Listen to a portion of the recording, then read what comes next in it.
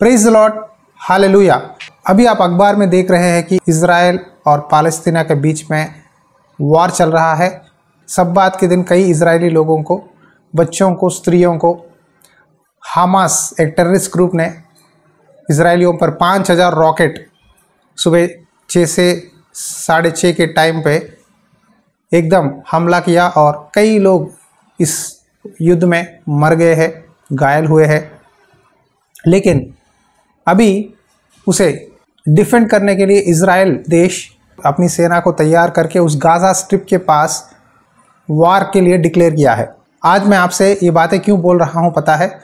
क्योंकि बाइबल में जो भी भविष्यवाणी लिखे हुए हैं इजराइल के बारे में, यरूशलेम के बारे में, सब कुछ अभी हम पूरा होना देख रहे हैं। यीशु मसीह ने अपने चेलों से अंत दिनों में क्या होगा बताया है। प्रभु ने कहा अंत दिनों में भूकंप होगा, अकाल पड़ेगी, महामारी फैलेगी, देश पे देश लड़ाई होगा। ये सब अंत दिनों का आरंभ है। देखो, हाल ही में अफगानिस्तान में भूकंप हुआ, नॉर्थ इंडिया में भी भूकंप का एक वेव आया रेक्टस पे मैग्नीट्यूड 6.2 या 6.5 पे, लेकिन परमेश्वर ने हमें बचाया है। उसी तरह कई देशों में फ्लड्स हुए हैं। पाकिस्तान जैसे देशों में अकाल, फमाइन, आहार बहुत कीमती हो गया है, उनकी देश चलाने के लिए पैसे नहीं हैं। अभी देश पे देश, इजराइल पे पालस्तीना, पालस्तीना पे इजराइल और यूक्रेन पे रशिया, रशिया पे यूक्रेन, इस तरह एक देश पे एक देश युद्ध में जा रहे हैं। ये सब अंत दिनों का आरंभ है। प्रभु यीशु मसीह का आगमन निकट है।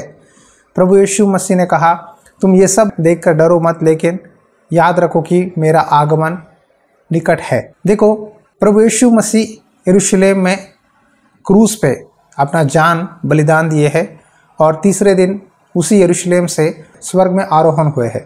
यीशु मसीह क्रूस उठाकर चलते समय, गोलगत्ता के ओर यात्रा करते समय कई इजरायली स्त्री आकर रोने लगी।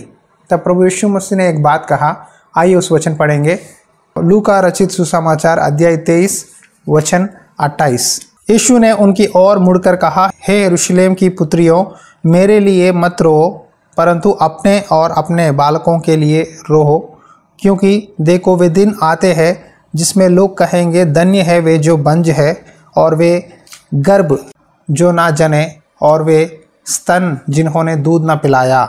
देखो, यीशु मसीह ने यरूशलेम की पुत्रियों से कहा धन्य है वे जो बंज है, जो बच्चों को नहीं जने हैं, जिसने अपने स्तन से दूध नहीं दिया है। क्यों ये बातें प्रभु ने कहा? देखो, इजरायलियों ने यीशु मसीह को विश्वास नहीं किया। यीशु मसीह ही उद्धार करता है, यीशु मसीह ही परमेश्वर का पुत्र है, यीशु मसीह के द्वारा ही उद्धार होगा। स्वर्ग जाने के लिए रास्ता यीशु मसीह है। यीशु मसीह पर विश्वास नहीं किए। उन्होंने प्रभु को झूठे भविष्यवक्ता की तरह मानने लगे, इसीलिए यीशु मसीह को क्रूस पे चढ़ाए थे। तब प्रभु ने कहा धन्य है जो महिला बच्चे को नहीं जनती है, जो दूध नहीं पिलाती है, बंज है। क्योंकि देखो, आज इस हमास टेररिस्ट ग्रुप ने जब इजरायलियों पे अटैक किया, बहुत सारे बच्चे, महिलाएं मर गए हैं।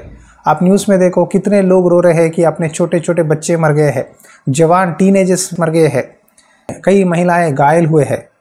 देखो, यीशु मसीह ने स्पष्ट रूप से कहा मेरे लिए मत रोना, तुम्हारे बच्चों के लिए रो, तुम्हारे परिवार के लिए रोना, अपने और अपने बालकों के लिए रो। प्रभु यीशु मसीह ने पहले ही बोले थे कि मेरे लिए मत रोना, मैं तुम्हारे लिए बलिदान की तरह अपना जान देता हूँ क्रूस पे, लेकिन तुम्हारे लिए, तुम्हारे बालकों के लिए, तुम्हारे बच्चों के लिए रो। ये बातें मैं क्यों बोल रहा हूँ पता है?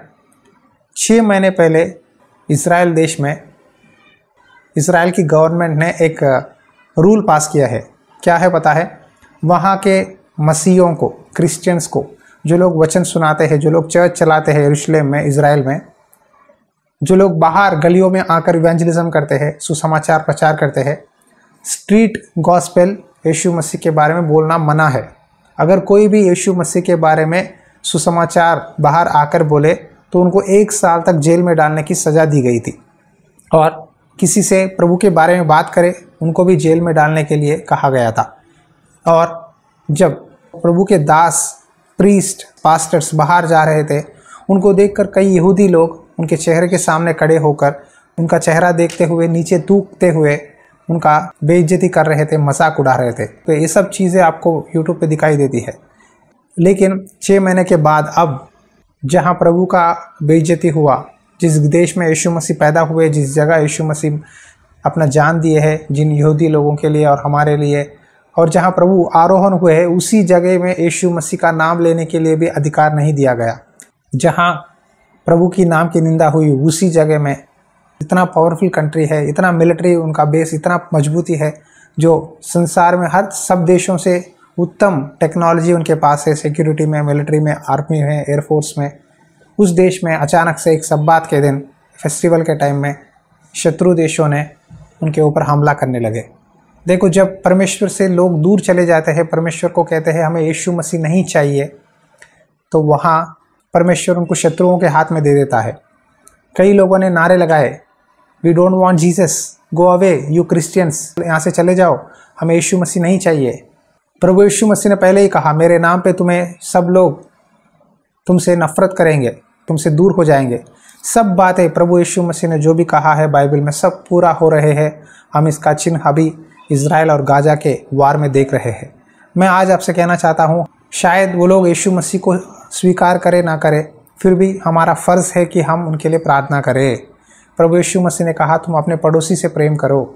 इजरायली लोग पुराना नियम फॉलो करते हैं, एक गाल पे मारे तो वो भी अटैक करते हैं, ऑपोजिट अटैक करते हैं, दांत के बदले दांत, आँख के बदले दांत, इस तरह पुराने नियम धर्मशास्त्र को फॉलो करते हैं।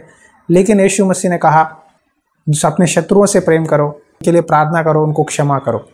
तो आज जो भी इजराइल में हो रहा है, परमेश्वर ने अनुमति दी है कि शत्रु लोग उनके ऊपर हमला करें और ये युद्ध का माहौल आगे बढ़े। ये सब प्रभु जब अनुमति देते हैं तभी कोई भी व्यक्ति आकर उस देश पर अटैक कर सकता है। अब ये लड़ाई चल रहा है, इस लड़ाई में दो देशों में कई बच्चे, मासूम बच्चे, स्त्री, जो मासूम लोग हैं, उनका घर परिवार, घर प्रॉपर्टी सब नुकसान हो रहा है। हमें यरूशलेम के लिए प्रार्थना करना है, उसी तरह पालस्तीना के लिए प्रार्थना करना है। हमें किसी से नफरत नहीं है, हम सबसे प्यार करना है। बच्चों के लिए, खास करके महिलाओं के लिए प्रार्थना करना हमारा फ़र्ज़ है। यीशु मसीह ने कहा, तू अपने शत्रुओं से प्रेम कर, शत्रुओं के लिए प्रार्थना कर। तो हमें सबके लिए प्रार्थना करना है। बाइबल में यरूशलेम के बारे में भजन संहिता में एक वचन लिखा है, आइए पढ़ता हूँ। भजन संहिता अध्याय 122 वचन 3 से, हे यरूशलेम, तू ऐसे नगर के समान बना है जिसका घर एक दूसरे से मिले हुए है। वहाँ या के गोत्र गोत्र के लोग यहोवा के नाम का धन्यवाद करने को जाते हैं। यह इज़राइल के लिए साक्षी है। वहाँ तो न्याय के सिंहासन दाऊद के घराने के लिए रखे हुए हैं। यरूशलेम की शांति का वरदान मांगो, तेरे प्रेमी कुशल से रहे। तेरे शहरपनाह के भीतर शांति और तेरे महलों के कुशल होवे। बाइबल में लिखा है कि यरूशलेम में यहोवा के गोत्र गोत्र के लोग यहोवा के नाम से धन्यवाद करते हैं।